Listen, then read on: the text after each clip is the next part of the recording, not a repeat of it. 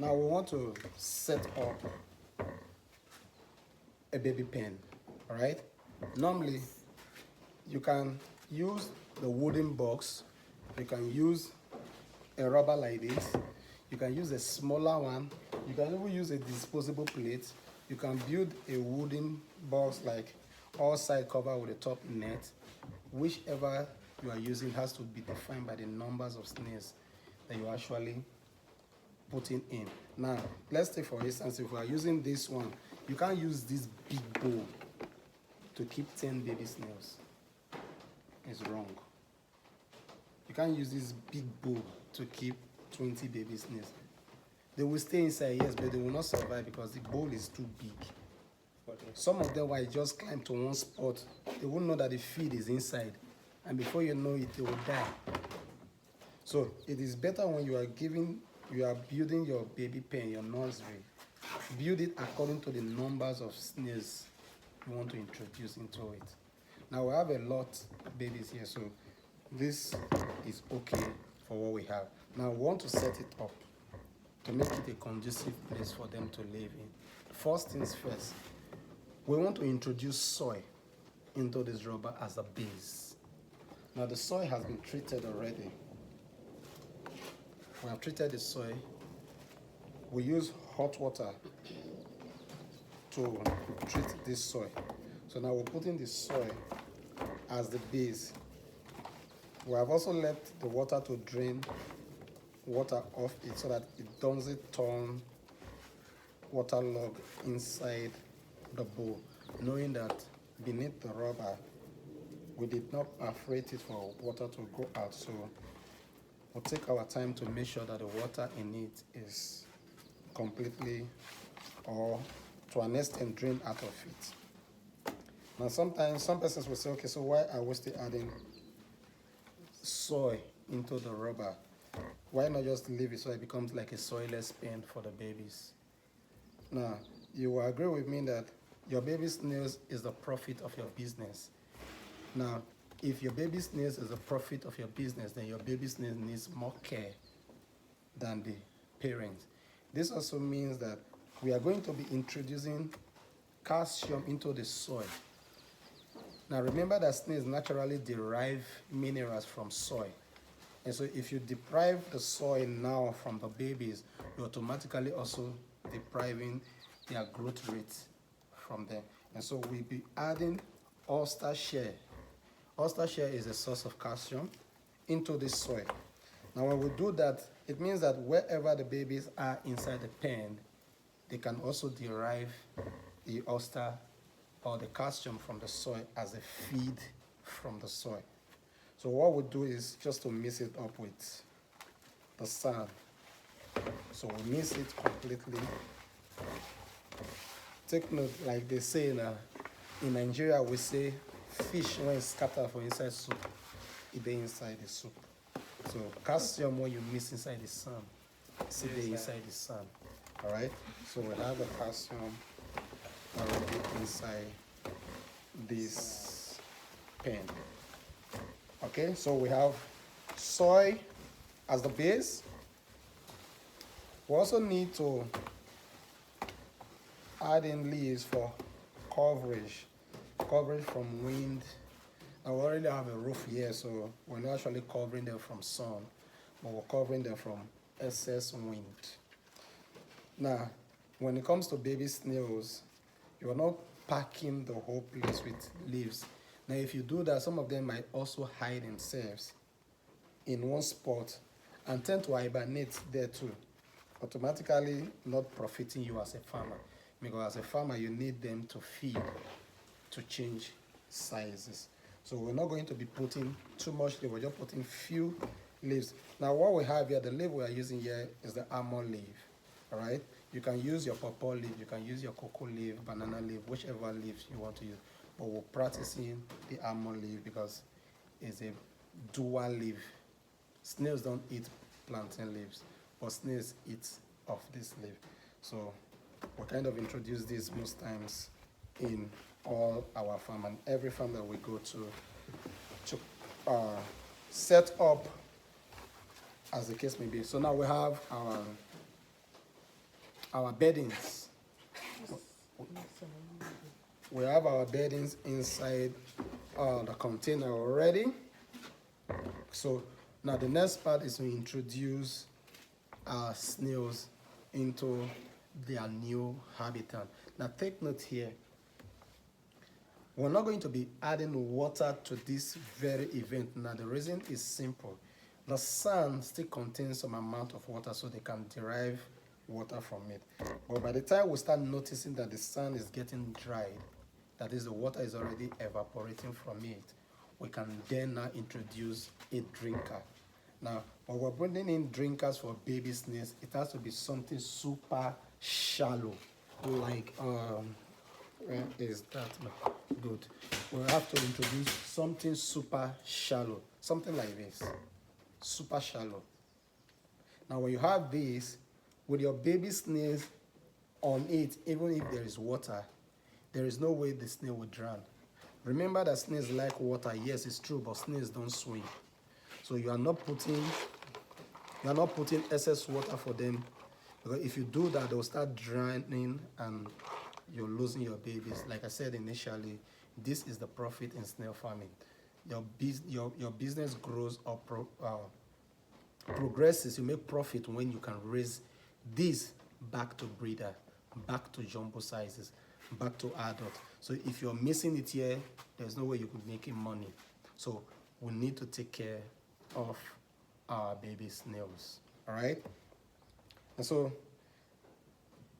when you're also trying to give them feed, you need a shallow tray as such, and then you put that. You can use PVC when it comes to feeding, and then you can use this for water.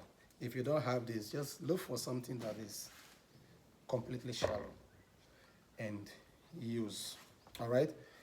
And now, if we're giving them feed, we are not going to be putting, okay, let's introduce the babies first into the pen. Now, you'll notice that I'm not pouring the whole tray inside. And the reason I won't be doing that is because their shells are still very fragile. If we start turning, then some of them will crack. All right? So we don't need that. The fact that we've put in calcium for them to get their shell formed doesn't mean that we need to break what they already had already. So I'm putting them gradually inside their new home. After doing this, we introduce feed, which is the most important part of snail farming, eating. The snails need to feed to get results.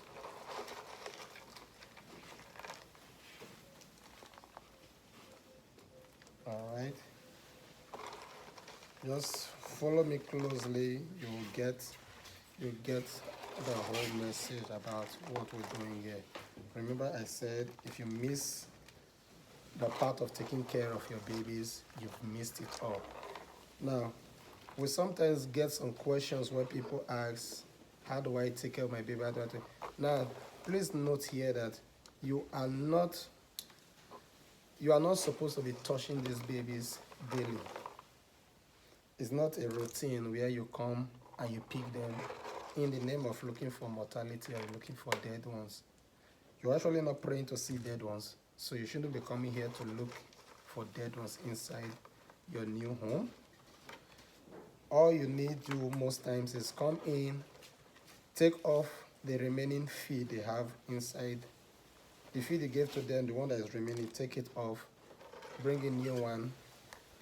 If there's no water again, take the water out, wash the can, bring in a new water. You need to always give your snails fresh water daily. Fresh water daily. There's no room for they did not finish the water yesterday, so let's leave that water for that day. They need fresh water on a daily basis. The reason is simple. Snails creeps and they give out slime on a regular. And so as they are crossing the water, slime that already deposited inside the water. So you need to also try to give them the best of their own. Remember, you are their master now, so you need to provide for them. We'll be giving them food right away. Now, I have watermelon here. Basically, when you are giving your snails feed, you are supposed to give them soft fruits and calcium. That is if you are practicing the vegetables. If you are practicing the formulated kind of feeding, you also give your snails the required. Remember that the formulated feed you give to your snails are different. The one you give to your baby snails and the one you give to your adult snails, they are not of the same percentage. The percentage for your baby snails is different from the percentage of your already grown snails. All right?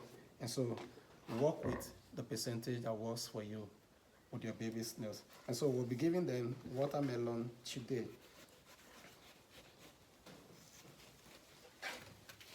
This watermelon I just cut off this part. And now this is one mistake so many persons does. They just bring in the fruit, cut it off, and then give to their snail. You don't do that. This fruit has been on the road from the farm to where you got it and all that. It has crosses the walkway, the highway and all that. Carbohydrate is always in the air.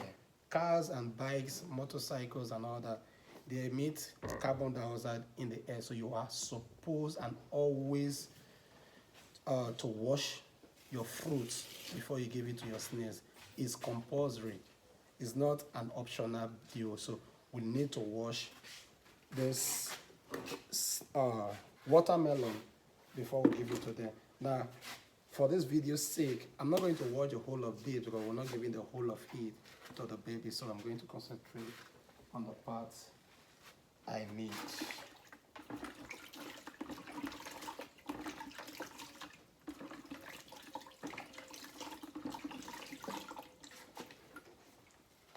And this is how it's done. Now, we're going to be putting the food on the tray. Now, the reason why we're also going to be putting this watermelon now on this tray is because the watermelon, just like the name now, watermelon, it keeps bringing in water. So if we drop it on the pan directly, it will add more water to what we already have in it. So we're going to be putting it on the tray and then allow them to eat. Now, in the same way, you have to wash whatever you are putting the feed before you wash it. It's an hygienic process when it comes to snail farming. You can't just do without it. It is always okay to do the right thing. If you are not ready, you are not ready. If you are ready, you are ready. So do it right and get the best of result. Our tray is nice and okay. Now, some persons cut in cubes, some cut. Just do it anyhow you want to do it. There's no particular process. I just like cutting my fruits all the time long so that the snails can actually have, more snails can actually glue to one cut. So they don't have to climb over themselves while feeding. All right? And so this is how your baby snail pen is served. Dinner is served. You know, they are nocturnal animals. So breakfast is not served, lunch is not served, it's always dinner. They are always alive and awake at night. Now take note, when I'm putting this inside the pen, I've already made provision where the plate will stay so that the plate does not climb or cover any of the snails beneath it. Now if you put your feed on top of your baby snails, it's going to end up killing them because these baby snails don't have that energy to push the tray up. So make sure you're not putting it on top of the baby snails. All right.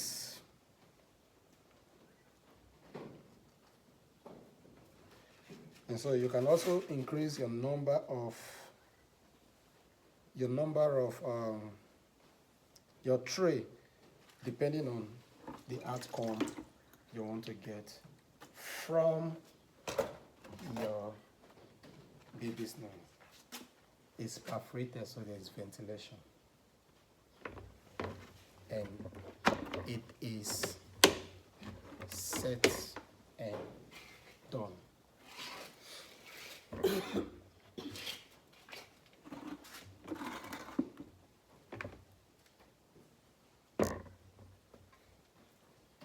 Thank you.